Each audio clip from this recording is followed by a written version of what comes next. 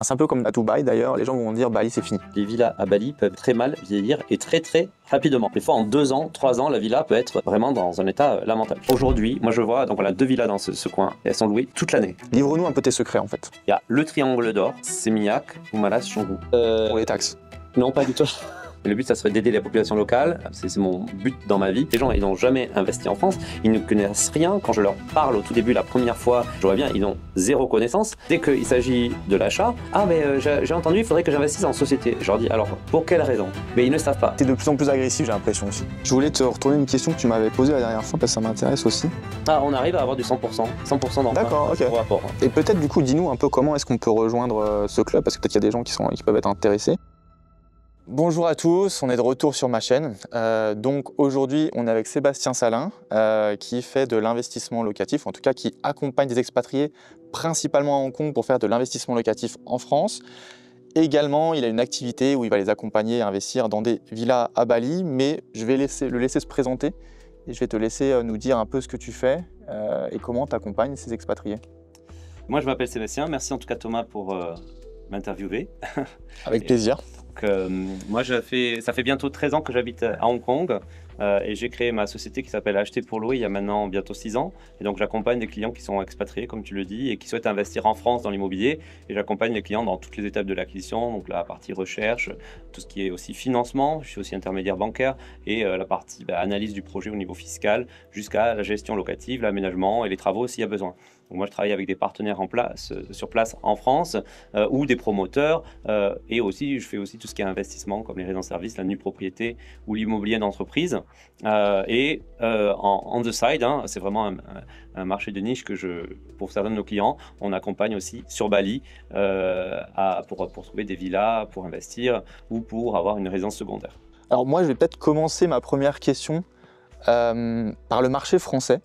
J'aimerais comprendre tes clients à Hong Kong. Qu'est-ce qu'ils te demandent en priorité? Est-ce qu'eux, ils veulent avoir un truc hyper rentable à très gros cash flow ou quand ils viennent te voir, ils se positionnent déjà sur certaines villes et ils ont déjà une petite idée en tête? En gros, c'est un peu ma question, c'est est-ce qu'ils ont une idée en tête ou ils te laissent les mains libres totalement sur leur investissement? Ah, très bonne question. Je pense que alors c'est difficile de dire l'une ou l'autre. Je pense qu'il y a des clients qui vont arriver. Voilà, moi je vais investir dans telle ville. Je sais pas, à Paris, à Bordeaux, à Lyon. J'ai eu à Dijon. Voilà, c'est des villes très précises. Et là, on va faire la recherche. C'est, on va dire, le plus simple parce qu'au moins on va pas chercher partout.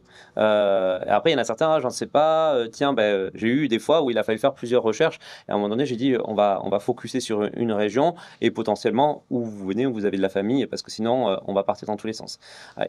Et après, il arrive quelques personnes où moi je souhaite investir, je sais pas où, et Sébastien, en ce moment, qu'est-ce que vous avez d'intéressant? Qu'est-ce qui me permettrait d'avoir, je cherche pas quelque chose de hyper rentable, mais je cherche pas quelque chose non plus je cherche quelque chose de stable qui va me permettre de préparer mon avenir, ma retraite. Et là, qu'est-ce qu'il y a en ce moment qui est intéressant? Et je lui dis les zones, voilà, il y a tel endroit, ça dépend ce qui est recherché, mais voilà. Et donc en fonction de la recherche, et donc là, c'est moi qui vais plutôt les aiguiller. Ou après, il y a aussi tous les investissements, par exemple en résidence de service, où là, il n'y a pas trop la localisation c'est plutôt ce que la personne va rechercher comme type d'investissement, de services recherchés ou de rentabilité recherchée. Corrige-moi hein, si je me trompe, mais ce que tu fais du coup, c'est peut-être plutôt du patrimonial. Donc en gros c'est peut-être des gens qui ont déjà des investissements et qui veulent se diversifier ou c'est quoi un peu le profil de tes clients? Patrimonial, oui. Beaucoup, c'est voilà, je préfère pas avoir une rentabilité trop élevée, mais patrimonialement parlant, prendre de la valeur et aller donc sur des grosses villes. Même si maintenant, je vois qu'il y a quand même de plus en plus qui vont aller chercher de la rentabilité, parce qu'il y a quand même de la rentabilité en France. La plupart, je veux dire la majorité, je pense au moins 40-45% des clients, sont des primo-investisseurs et ils n'ont jamais investi. Donc il faut vraiment les aiguiller pour pouvoir faire ce premier pas. Et tes investisseurs qui veulent investir à Bali, du coup, c'est quel type de clients? C'est des clients qui ont déjà investi en France et qui se disent bon maintenant j'ai investi en France, je vois que ça fonctionne pas trop mal, j'ai envie de me diversifier sur Bali. C'est quel type de clients? Ou est-ce que tu as des clients qui viennent directement pour un premier investissement à Bali? Alors à Bali, aujourd'hui, j'ai eu que des personnes qui ont déjà un patrimoine important, en général en France, avec plusieurs biens, et avec derrière, ils ont déjà accès au crédit, ils ont déjà utilisé une bonne partie de leur capacité d'endettement. Derrière, ils se disent, tiens, j'ai encore du cash de disponible. Au lieu de l'investir, je vais diversifier. Au lieu de l'investir encore en France ou, je sais pas, ils ont peut-être déjà investi dans les marchés ou autres. Tiens, je vais aller à Bali. À Bali, parce que moi, je leur parle de mes investissements que j'ai moi-même réalisés. Ça leur donne envie. Ils se disent, tiens, moi aussi, pourquoi pas. Comme ça, je peux y aller de temps en temps. Et le reste du temps, je vais louer. Mais en général, c'est vraiment des gens qui ont déjà un patrimoine assez important. En tout cas, moi, de mon côté, je n'ai jamais vu de primo accédant ou investisseurs pour Bali. Ouais, on commence pas par Bali généralement, c'est ça que tu veux nous dire. C'est ça. Ouais. Et justement, donc, tu mentionnais quelque chose d'assez important. Donc toi, tu accompagnes des gens pour investir, mais tu es aussi investisseur à titre perso. En tout cas, tu as déjà acquis plusieurs biens immobiliers en France et à Bali. Est-ce que tu peux nous en dire un peu plus sur tes investissements à titre perso? Peut-être nous donner un petit peu des données chiffrées sur comment ça performe dans telle ou telle ville en France, par rapport à Bali aussi. Et peut-être aussi nous faire une comparaison au niveau global. Pourquoi est-ce que tu es allé dans telle ville en France? Pourquoi est-ce que tu es allé à Bali au final pour te diversifier? Alors, moi, j'ai fait plusieurs types d'investissements. J'ai commencé très jeune, mais c'est un petit peu atypique par rapport aux autres, peut-être même à mes clients à moi. Tout d'abord, moi, j'ai commencé à investir en SCPI, parce que c'était le plus simple. Aujourd'hui, c'est vrai que il n'y a aucune implication. Alors, c'est génial parce qu'en plus, à l'époque, j'avais des taux très, très bas. Donc, ça me permet là, il me reste quelques années, il me reste presque plus rien. Donc, ça m'a permis d'investir sans trop prendre de temps parce qu'il n'y avait pas d'immobilier physique. Donc ça, c'était idéal pour commencer. Voilà. Après, par la suite, j'ai acheté 2 nues propriétés. Donc pareil, investissement avec zéro implication. Une à Bayonne, donc, vu que je viens du Pays Basque, et une à Beau Soleil, à la frontière à Monaco. On a vu sur Monaco, un peu partiel, mais on a quand même la vue sur Monaco et la mer. Et aujourd'hui, ces 2 nues propriétés que j'ai achetées, la première à 120 000 euros et la deuxième à Beau Soleil à 250 000 euros. À Bayonne, ça vaut 220, on est passé entre 250 et 300 000 euros en pleine propriété, et à Beau Soleil 250 ou 260 000 maintenant, qui vaut entre 500 et 150 000 euros en pleine propriété. Donc ça, c'était 2 investissements où derrière il y a quand même un effort d'épargne tous les mois. Il y a quand même, vu qu'il n'y a pas de revenus, il faut mettre une épargne importante. Et après, j'ai investi en résidence de service dans une résidence EHPAD parce que j'avais envie de diversifier aussi. Donc pas mal au niveau localisation. Et au tout début, j'avais investi dans une maison dans les Landes qu'on a revendue il y a quelques années, qui nous a permis d'avoir du cash pour pouvoir investir à Bali.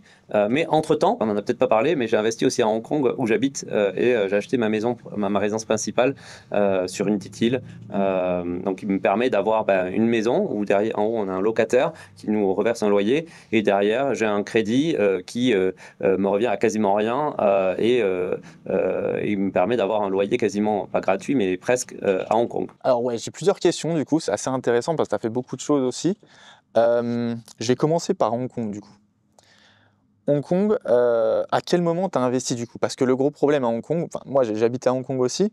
Pourquoi j'ai jamais investi là-bas? Parce que je me suis dit, bon, j'ai un stamp duty, je crois, c'est combien, 25-30% normalement si t'es pas permanent résident. Donc qu'est-ce que tu as fait? Tu as attendu d'être permanent résident et ensuite tu as investi. Dis-moi un peu plus sur ta stratégie d'investissement à Hong Kong, ça m'intéresse. Alors à Hong Kong, jusque-là, il y avait ce stamp duty. Il a été arrêté depuis un an, à peu près un an, au vu de l'économie chinoise et qui a un impact donc sur Hong Kong, et vu que l'immobilier à Hong Kong a bien baissé, donc ils ont arrêté le stamp duty qui était de 15% supplémentaire 15%, ouais. Par rapport si on était résident. Ça fait presque 13 ans que je suis à Hong Kong, et ça fait bientôt un peu plus de 4 ans qu'on a acheté la maison.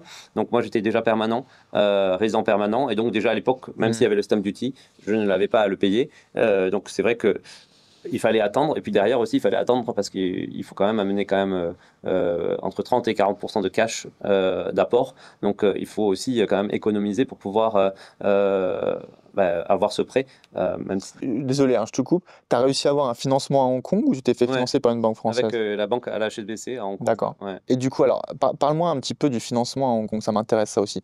Tu as eu quelle maturité? Tu as eu quel taux? C'est un taux fixe, taux variable? Un taux Parle-moi. variable. À D'accord, ouais. l'époque, c'était donc pendant le Covid et c'était avant que les taux remontent. Je ne sais pas le taux exact parce qu'il y a une base, plus après il y a la base qui varie en fonction du taux de la banque, de la HSBC, D'accord. et aussi le taux de la Fed qui impacte le taux de Hong Kong. Donc en fonction, il y a deux niveaux il y a deux niveaux et sur ces deux niveaux, il y a aussi des fluctuations en fonction de quel taux on choisit. À la base, en gros, si je dois faire en euros à peu près, hein, j'étais peut-être à 2000 euros de crédit par mois et ça a monté jusqu'à 2004 là. Et là, ça a redescendu un petit peu, doucement, ça descend. Donc, je pense que j'étais autour des. Là, on devait être autour des.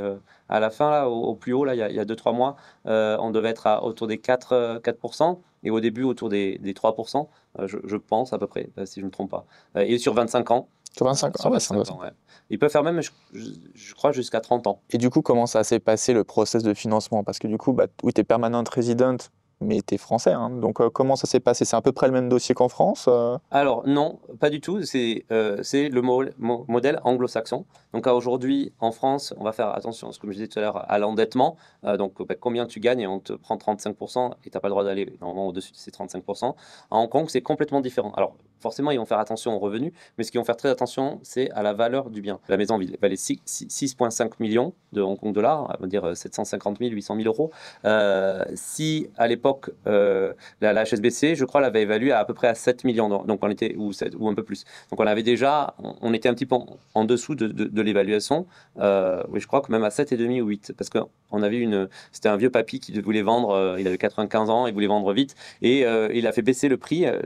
La maison était sur le marché depuis très longtemps. Il a fait baisser le prix de 30% et on arrivait pile au moment. On l'avait déjà vu plusieurs fois cette maison. Et donc on a eu une belle baisse. Et donc là, on était en dessous du prix de ce que la HSBC proposait. Et donc, ce qui nous a permis de ne pas avoir de problème pour se faire financer. Donc, c'est vraiment la valeur de la maison qui est plus importante que ce qu'on gagne en tant que salarié. Une dernière question sur la partie financement à HSBC. Je ne sais pas si tu sais, mais toi, du coup, tu avais ta boîte qui était à Hong Kong. C'est ça qui t'a permis d'avoir ton investissement à Hong Kong ou tu étais salarié à l'époque? À l'époque, j'étais salarié. D'accord, ok. Salarié, ouais, j'étais salarié. Et maintenant, je suis toujours salarié de l'entreprise. D'accord. Mais à l'époque, c'était une autre entreprise, donc oui, j'étais salarié. D'accord, ok. Ça marche. Donc en fait, ils te demandent de la même manière qu'en France, si on te demande tes bulletins de salaire, etc. Ok. Ils te demandent les 3 derniers, à peu près la même chose, les 3 derniers bulletins de salaire, les 3 derniers relevés de compte, s'ils ne les ont pas. Ok. Alors, toi aussi, il y a un autre aspect que tu as mentionné. Tu as dit que tu avais investi en SCPI dans un premier temps. Et ça, pour moi, c'est ultra important que tu le dises parce que souvent, les gens, quand ils investissent dans l'immobilier, ils s'imaginent que c'est un investissement passif. Pour moi, tu vois, genre, l'immobilier en direct, ça n'a rien de passif. Il y a une grosse partie active. Et oui, en effet, si tu as une bonne agence de gestion, etc., ça devient passif pour toi, mais ça reste un investissement extrêmement actif. Du coup, est-ce que c'est toujours une solution que tu préconises ou comment tu utilises la SCPI avec tes clients? Est-ce que déjà c'est encore une solution que tu utilises avec tes clients ou comment ça se Alors, passe? c'est une solution, ouais, tout à fait, qu'on propose à nos clients. Pour moi, de toute façon, il faut diversifier quand on investit. Donc, on ne peut pas mettre tous les œufs dans le même panier. Donc, déjà, en termes de possibilités, il n'existe pas il n'y a pas que acheter un bien et le louer. Il y en existe des dizaines, je pense, de solutions. Et derrière aussi, il y a au niveau géographique. Donc, diversification, c'est ça qui est important. Moi, je pense que la SCPI est un bon moyen de diversification. Aujourd'hui, il y a beaucoup de nos clients qui investissent dans l'immobilier en allant, par exemple, chercher du crédit. Et derrière, ils vont aller mettre du cash pour pouvoir avoir des revenus, on va dire, passifs, où il n'y a rien à faire et qui sont réguliers avec des performances quand même intéressantes qui peuvent être autour des 5-6% en fonction des SCPI et non fiscalisés si on choisit les bons SCPI. Donc, pour moi, la SCPI, c'est une bonne solution aujourd'hui de diversification. Je ne pense pas que, à moins on va voir comment ça se passe dans les mois qui arrivent, mais pour l'instant, les taux pour investir en SCPI sont encore assez élevés, même si là, ils commencent à baisser. Je pense que quand on sera plus autour des 3% en SCPI, ça pourra recommencer à être vraiment intéressant de faire des bons dossiers de SCPI à crédit. Et tu arrives à avoir quel levier pour des SCPI? Donc, par exemple, si moi je veux mettre 300 000 euros sur des SCPI, combien est-ce qu'il faut que je mette en apport? On arrive à avoir du 100%, 100% d'emprunt D'accord, à ok. zéro apport. Ouais. D'accord, ok. Donc Il y a quelques banques qui arrivent encore à financer, il y en a très peu, mais moi c'est ce que j'ai eu, 100%, zéro apport. Ça marche, ok. Donc, tu arrives, en fait, ce que tu as regardé, c'est à quel taux tu empruntais, à quel taux tu replaçais, en fait. Et tu jouais Ouais. l'écart entre le taux de ta dette Je et. crois que moi, j'ai emprunté à, je ne me trompe pas, à 1,4, 1,5. D'accord, Donc, ouais. bon, c'était. Et du coup, c'est quoi la performance moyenne de ta SCPI depuis le moment Ah où tu ben, as emprunté? il y en a 4, la moyenne, 3, il y en a 3, pardon, il y en a 3, et la moyenne, on est autour des 5,5 net. D'accord, ok. Mm. Ouais, donc, c'est un bel investissement, en tout cas. C'est un bon investissement. Avec zéro, pour moi, c'était ce que je cherche. Moi, après, ça dépend de l'objectif, mais moi, mon objectif, c'est de me dire, j'ai pas envie d'avoir trop d'implications parce que derrière, j'ai envie de continuer à développer mon patrimoine. Et je vois bien que, comme tu le dis, quand on a un immobilier physique, mine de rien, ça prend du temps. Donc, il faut vraiment être sélectif. Là, je suis en train de voir pour acheter, par exemple, à Évian-les-Bains. Là, ça va être différent parce que ça va être un investissement pour faire de l'immobilier assez, on va dire, à haute rentabilité, parce qu'on serait autour des 8-9% net. Et de me dire, bah, je peux y aller de temps en temps parce que ça va être un louer en Airbnb pour aller. Je connais pas trop la région, mais j'aime beaucoup le ski et je me dis, bah, tiens, je pourrais avoir ce pied à terre pour aller au ski. Mais c'est un petit peu différent. Maintenant, je suis plutôt à chaque fois, même comme à Bali, à me dire comment je peux arriver à faire des rentabilités élevées et en profiter en même temps. Euh, Et tu es de plus en plus agressif, j'ai l'impression aussi. ouais, bah oui. C'est vrai que, tu vois, quand tu parles, c'est marrant parce on a eu des visions un peu différentes. Moi, j'ai été très agressif dès le début et tu as raison de le dire, en fait. Moi, par contre, c'est mon activité à plein temps. Quand on fait des opérations d'achat-revente ou quand on fait du locatif dans des villes un peu paumées, c'est extrêmement rentable. Mais voilà, on est tout le temps sollicité, il y a énormément de problèmes à résoudre. Mais oui, c'est vrai qu'on a une rentabilité plus élevée. Tu mentionnes un peu Bali, et c'était un peu aussi l'idée de ce podcast, c'est de parler de Bali. Bah, présente-nous un petit peu, du coup, j'allais dire investissement, mais c'est pas qu'un investissement pour toi. Comme tu le dis, c'est un investissement, tu es content, tu fais un petit peu d'argent, mais c'est aussi quand même un achat plaisir parce que tu peux venir dans ta ville à Bali, c'est quand même Mhm. sympa. Parle-nous un peu de ton investissement, résidence secondaire. Nous, on a acheté 2 villas. Donc la première villa, c'était juste à la fin du Covid. Bali venait de réouvrir ses frontières et il y avait personne. Personne. On allait à Kuta, Seminyak, mais c'était mort. Voilà, c'était assez hallucinant. Euh, et donc, on avait passé 3 mois en Europe et on s'est dit, bah, tiens, allez, on vient à Bali et on va voir ce que ça donne. Et donc, au début, on a visité plusieurs villas avec quelques agences. Alors, déjà que c'est un point très important à prendre en compte. Les villas à Bali peuvent très mal vieillir et très très rapidement. Des fois, en 2 ans, 3 ans, la villa peut être vraiment dans un état lamentable. J'en ai encore visité la semaine dernière avec un client et je suis vraiment surpris quand je demande de quand date la villa. Donc, faut s'imaginer qu'il y a des villas qu'on a visitées après cette ouverture qui n'avaient pas été habitées depuis 2-3 ans. Et donc là, mais dans des états, mais il y avait tout à refaire, c'était hallucinant. Et nous, le seul endroit que j'avais remarqué qui fonctionnait bien, c'était toute la partie Oumalas, Canggu, donc après Sémillac. Oumalas, pourquoi? Oumalas, c'est entre Canggu et Sémillac, et Oumalas, c'est là où il y a le lycée français et d'autres lycées internationaux. Donc c'est là où en fait les gens qui vivent à l'année, de toute façon, ils se sont tous regroupés par là et ils se sont tous loués des villas. Et donc moi, je me suis dit, ben, là, c'est quand même un endroit stratégique parce que demain, s'il y a un autre Covid, C'est ton marché, quoi. je suis sûr de pouvoir le louer au moins, parce que sinon les villas elles sont vides. Alors non, au début en fait, je veux dire, tu me dis c'est mon marché, ça en est arrivé à la fin de ça, parce qu'après avoir fait toutes les visites, parce que je sais pas, j'ai dû visiter une quarantaine de villas avec 4 agences différentes, dont certaines, la plupart n'écoutaient pas ce qui était demandé, et on est arrivé, on regardait les villas, je me dis mais c'est pas possible, et on est tombé sur une agent qui, je pense, elle venait de commencer et qui nous a fait visiter plusieurs villas. La première journée, elle nous a visité 2-3 villas. Et puis, moi, je lui ai dit, bah, non, moi, ça ne me va pas du tout. Et j'explique, voilà, moi, je voudrais un truc comme ça, comme ça, comme ça. Aussi intéressant pour être Instagrammable, que ce soit joli, que ce soit bien. Voilà. Et elle me dit, ah, t'inquiète, on se retrouve dans 2 jours. Je vais vous présenter des villas. Alors, je me suis dit, ah, encore une qui nous fait vendre du rêve. Et ben, Ouais. on arrive, on fait les visites. Et là, tout correspondait. Toutes les villas qu'on a visitées avaient chacun le petit truc qui disait waouh, c'est génial. Et donc, on a fini par acheter la première villa. Donc c'est une 3 chambres donc à Oumalas. Et Oumalas, c'est vraiment, c'est pas tout le monde ne connaît pas de nom, mais pourtant tout le monde y passe par là. Et l'avantage qu'on a, c'est que c'est assez calme. Et ça a 5 minutes en scooter d'un côté, c'est Miak ou Canggu, et 5 minutes de la mer. Donc c'est vraiment hyper bien placé. C'est très simple, c'est beaucoup plus simple d'accès que par exemple Canggu. Aujourd'hui, il y a tous les restaurants dans la rue, et il y a tous les restos possibles, hein, français, italien, espagnol. Je veux dire, c'est un peu la folie. Et ça se loue super bien. C'est loué tout le temps, tout le temps. Et donc là, c'est une 3 chambres, piscine. Et on va dire le contracteur, celui qui suit les travaux, qui a mis en place tout le projet, c'est un Français. Et c'est vrai qu'on a la chance parce il était méticuleux, il a utilisé des bons matériaux, et donc c'est une maison qui tient le coup, qu'on entretient chaque année. On fait refaire, parce qu'il y a des fissures, il y a des petites infiltrations d'eau, mais c'est rien de grave, tout est refait chaque année. Donc ça, c'était il y a maintenant, il y a bientôt 3 ans, hein. Ma prochaine question, c'est en fait, quand on parle de Bali avec des clients ou avec des gens qui ont de l'intérêt pour l'investissement à Bali, enfin, c'est un peu comme à Dubaï d'ailleurs, les gens vont dire Bali, c'est fini. Bali, il fallait investir il y a 3 4 ans, c'est bon, tout le monde a construit sa villa, maintenant c'est fini. Qu'est-ce que tu leur réponds à ces clients et où est-ce que toi qui es à Bali et toi qui investis régulièrement, où est-ce que tu vois qu'il y a des opportunités sur le marché à Bali? Alors, Livre-nous un peu tes secrets en fait. moi, je le dis souvent, pour moi, il y a le triangle d'or, qui est Seminyak, Oumalas, Canggu, et un petit peu Pererenan. C'est vraiment ce triangle d'or qui est, je pense, la clé. Alors, qui coûte beaucoup plus cher, surtout maintenant. Ça a quand même augmenté. Après, ça a augmenté, mais on ne parle pas de x2 ou x3. Hein, faut pas non plus délirer.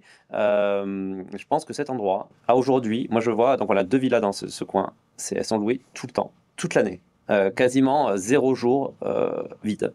Parce que aussi on a une bonne agence, ça aussi c'est un point très important. Si on parle d'autres régions, je pense qu'on va le voir dans les mois et années à venir. Si on parle par exemple d'Ubud, il y a beaucoup de gens qui parlent d'Ubud. Oui, on peut y arriver, on peut arriver à faire des returns assez intéressants. Par contre, à Ubud, le problème c'est que on a des développeurs qui ne font que construire. Et là, il n'y a pas autant de gens qui viennent à Ubud. Ils vont venir en général au bout de 2 3 jours. Ils viennent une semaine, mais pas plus en fait. Et il commence à y avoir trop de villas.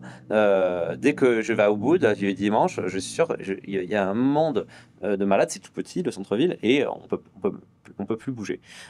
Si on parle du sud, donc Uluwatu, qui est la région que tout le monde parle, à Uluwatu, on est sur un rocher. Il y a quand même un risque déjà c'est un rocher, donc ça veut dire que derrière, on ne peut pas, parce que dans la région là où on va pomper l'eau dans le sol. À Uluwatu, on ne peut pas pomper. Donc, on est dépendant de l'arrivage de l'eau. Tous les copains qui habitent là-bas, c'est souvent la galère. Il manque d'eau, il y a des journées sans eau, il y a un problème de pompe. Voilà. Donc, il y a déjà cette difficulté. L'autre difficulté, c'est qu'il n'y a qu'une route qui est souvent complètement bouchée et on ne peut pas prendre d'autres petites routes qu'on peut prendre vers ici. Même si ici, il y a beaucoup de trafic, il y a quand même en général, on a plusieurs petites routes à prendre. L'autre chose, c'est qu'ils ne font que construire.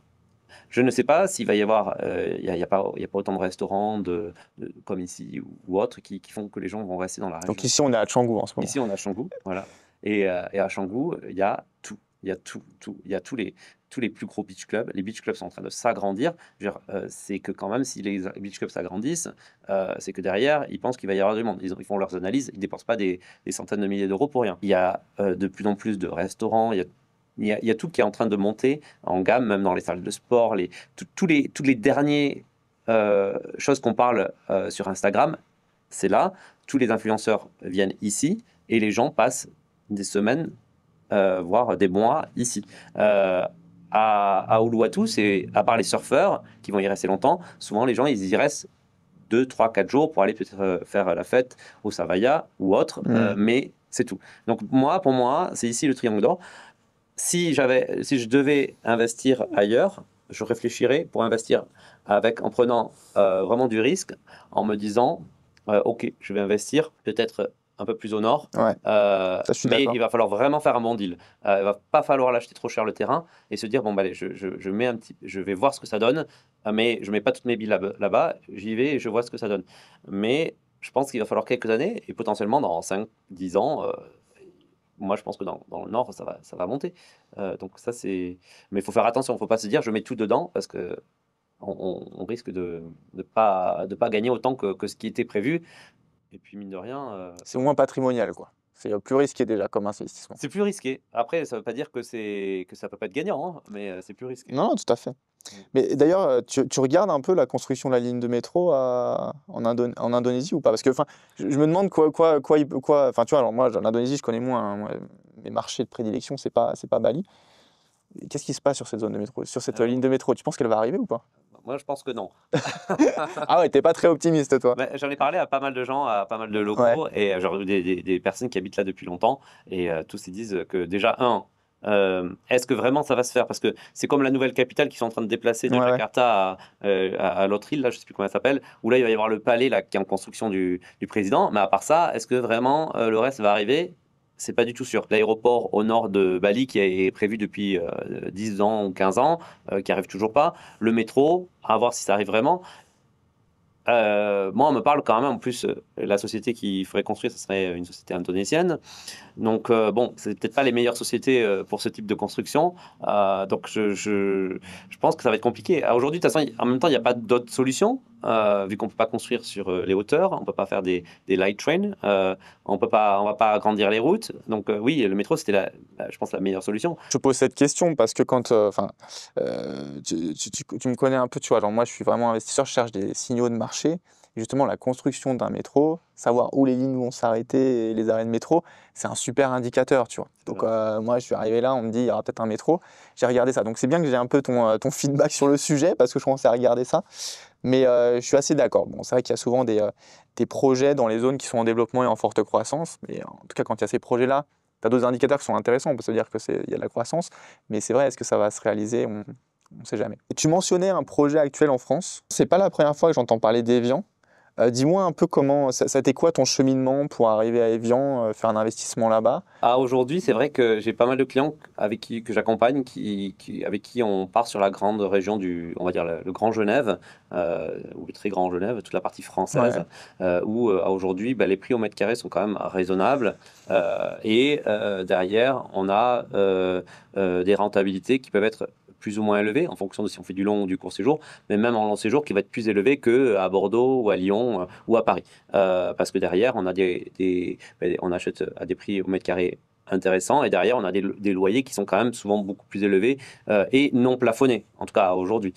Et donc, c'est vrai que les salaires des frontaliers sont quand même bien plus élevés. La demande locative est très très forte, vu que la plupart des personnes qui viennent s'installer, la majorité, plus de 50%, ce sont des Suisses et même pas des Français. Ouais. Donc, c'est vrai qu'aujourd'hui, c'est une belle région. Pourquoi Evian?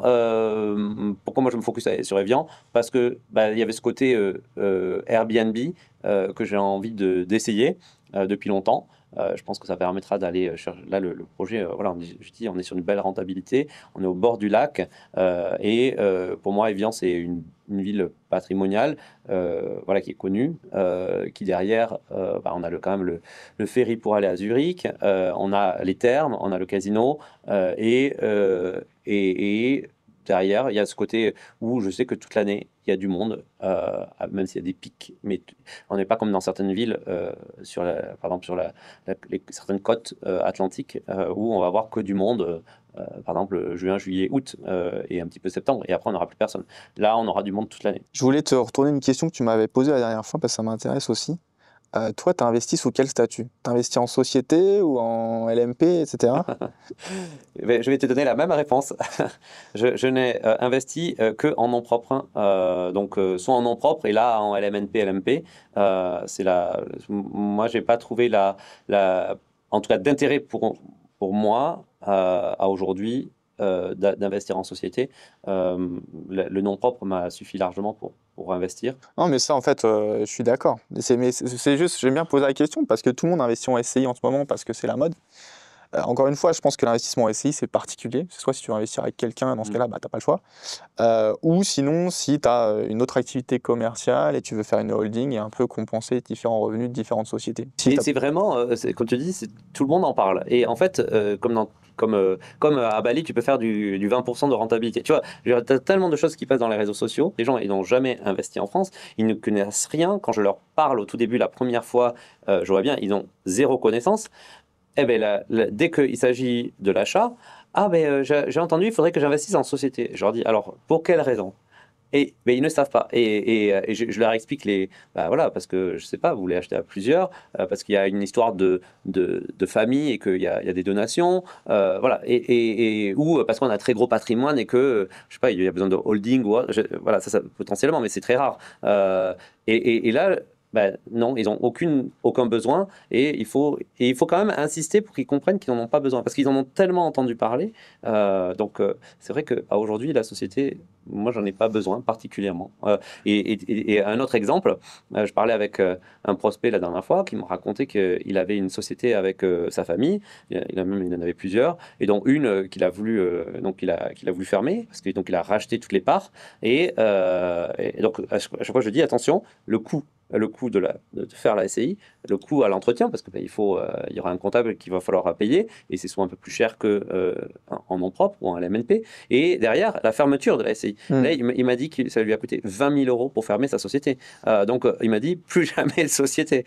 Et je crois que les gens ne réalisent pas le coût que ça peut avoir financièrement aussi. Moi, je trouve ça ultra intéressant pour moi. Parce que y a un business, j'ai pas encore fait, hein, mais moi, je sens qu'il y a un business de rachat de SCI, en fait. Des gens qui veulent se débarrasser justement de leurs biens.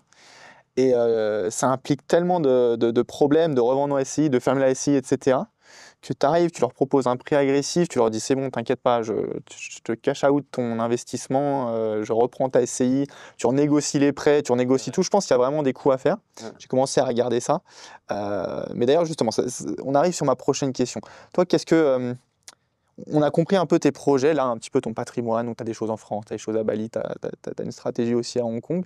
C'est quoi tes prochains projets? Donc, il y a Evian, mais où est-ce que tu vois le marché potentiellement? Où est-ce que tu vois du potentiel? Donc, Bali, peut-être un petit peu. Bali. Alors moi j'ai un projet en perso pour le futur. Je voudrais créer une association à Bali. Donc l'été prochain, normalement le but ça serait d'acheter un très très grand terrain à Bali, mais D'accord. dans le nord de Bali, Ouais, ouais. au niveau des lacs, et pour avoir un.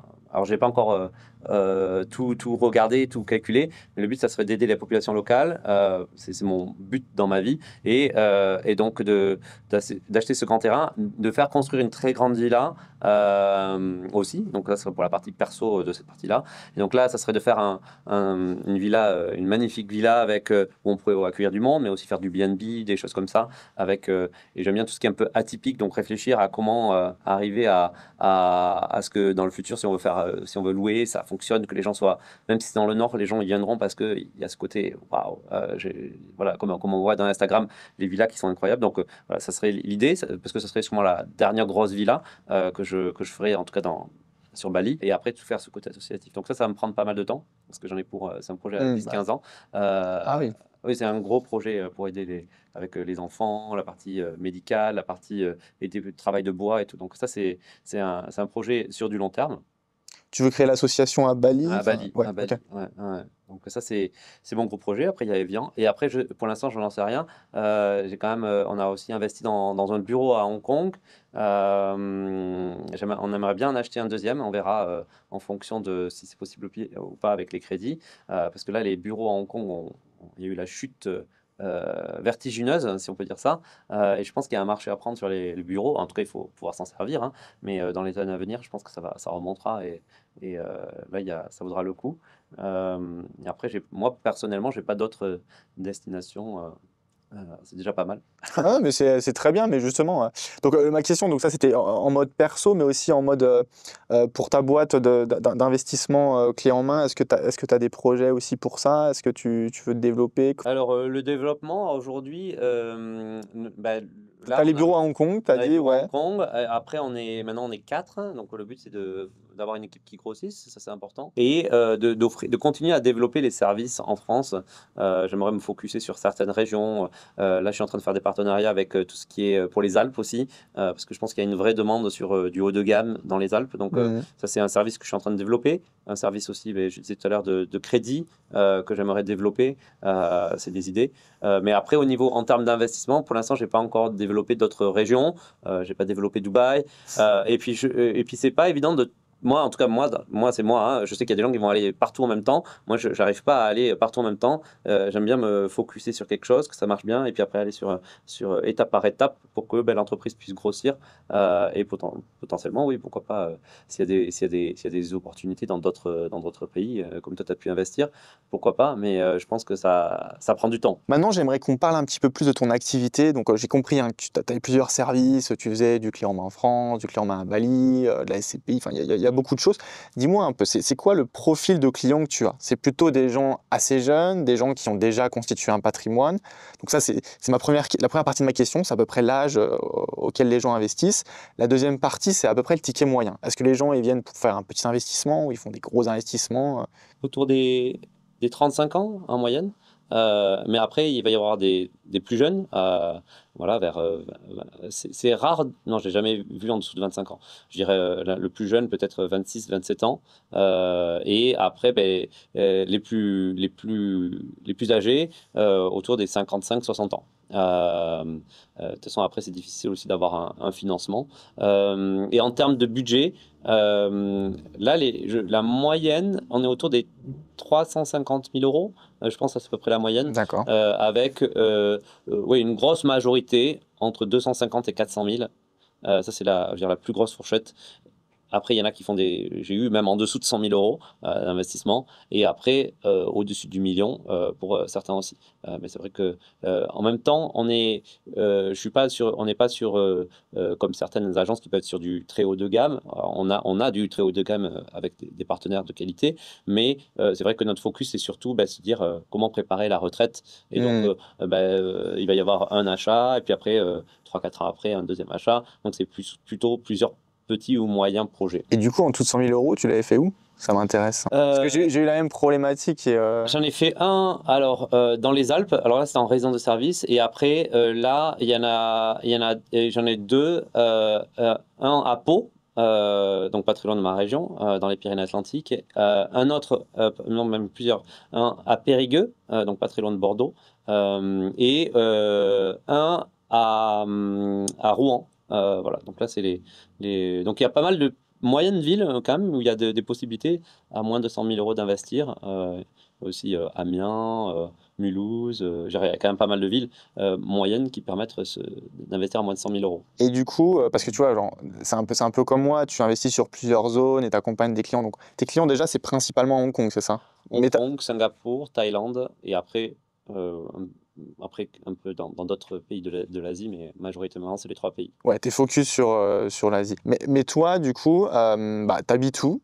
Tu fais comment? Tu passes un peu la plupart de ton temps à Hong Kong, à Bali, ou tu rentres souvent en France? Donne-moi un peu ton planning sur une année. J'habite beaucoup à Hong Kong, mine de rien, parce que c'est la majorité de mon temps. Parce que déjà, c'est là où il y a mon business principal. J'organise un club des entrepreneurs, donc je suis là, c'est 2 fois par mois, donc il faut que je sois là quand même la majorité, si possible, quasiment à tous les clubs. Donc ça me prend du temps. Il y a beaucoup d'événements aussi à Hong Kong, une bonne partie de l'année, donc c'est important parce que ça permet de connecter, de voir du monde, de faire un réseau. J'ai pas mal d'amis là-bas, donc c'est important que je passe du temps là-bas. Donc je pense qu'à Hong Kong, j'y passe 8 mois dans l'année. Après, je pense que je passe un mois entre la France et d'autres pays en Europe si je voyage. Mais ça, c'est on va dire, maximum, 3-4 semaines. Et après, je viens à Bali à peu près 3 fois par an, 3 semaines à chaque fois, 3-4 semaines, ça dépend des périodes de l'année. Donc le Bali, c'est hyper intéressant parce que je suis pas forcément en vacances, je me pose dans ma villa, je bosse, c'est le même fuseau horaire, mais ça me permet d'être dans un autre environnement et d'avoir moins de il y a pas moins de soirées, moins d'événements, et donc ça me permet de focus sur d'autres choses, de passer du temps aussi sur d'autres projets. Ouais, je comprends. Tu veux te mettre en dehors du flux quotidien de demandes pour te focaliser sur le business long terme, on va dire. C'est ça. Et des fois, donc, tu parles un peu du club entrepreneur à Hong Kong. C'est un événement que tu fais que à Hong Kong ou tu le fais aussi à Bali ou comment ça se passe? À Hong Kong, je fais cet événement. C'est quoi le projet? C'est un jour d'en faire à Bali ou pas? Ah, j'y ai pas pensé, mais peut-être qu'un jour ça pourrait être Je te donne intéressant. l'idée, tu vois, genre, En plus, je pense qu'à Bali, en tout cas, moi, c'est un club d'entrepreneurs que pour des Français. Je pense qu'à Bali, il y a beaucoup de Français et je pense que la plupart des Français qui sont installés ici sont entrepreneurs. Voilà, ouais. donc c'est vrai que ça pourrait être une bonne idée. Parle-nous un peu justement de ce club entrepreneur. C'est quoi l'objectif? Parce que bon, je comprends, hein, tu dois sûrement parler des solutions d'investissement immobilier, etc. C'est le Ah seul non, objectif. non, non, alors là, c'est complètement différent. D'accord, ok. J'en parle, mais très rarement, juste pour me présenter, parce que chacun se présente et dit ce qu'il fait. Et donc aujourd'hui, donc c'est l'association Hong Kong Accueil qui a ce club entrepreneur. Et moi, ça fait 2 ans que j'ai pris le lead. Et donc, on a deux événements par mois. Un, c'est on va faire des thématiques un mercredi matin par mois. Donc, le prochain, c'est mercredi prochain. On va faire sur le pitch, comment pitcher quand on est entrepreneur en 30 secondes, savoir ce que l'on fait. Parce que souvent, il y a des gens qui n'arrivent pas à se présenter. C'est pas forcément évident en 30 secondes dire ce que l'on fait. Après, il va y avoir, par exemple, sur la comptabilité, on a eu sur la solitude de l'entrepreneur. Des fois, quand on est tout seul, on n'est pas forcément en équipe. Comment ça se passe? On a eu sur toute la partie marketing en tant que solo entrepreneur. Voilà. Donc, ça, c'est un mercredi par mois. On a une thématique et qui permet à chacun d'y trouver quelque chose qui pourrait l'intéresser. Et après, on a lancé depuis l'année dernière, donc depuis que j'ai pris le lead, un after work par mois dans un endroit où il y a des Français qui ont leur business. Donc on a fait forcément dans des restaurants, des cafés, mais on a fait aussi il y a une Suisse qui fait des chocolats, donc on était dans sa chocolaterie. Le prochain, c'est à la fin janvier, c'est un Français qui crée des robes sur mesure et de mariage.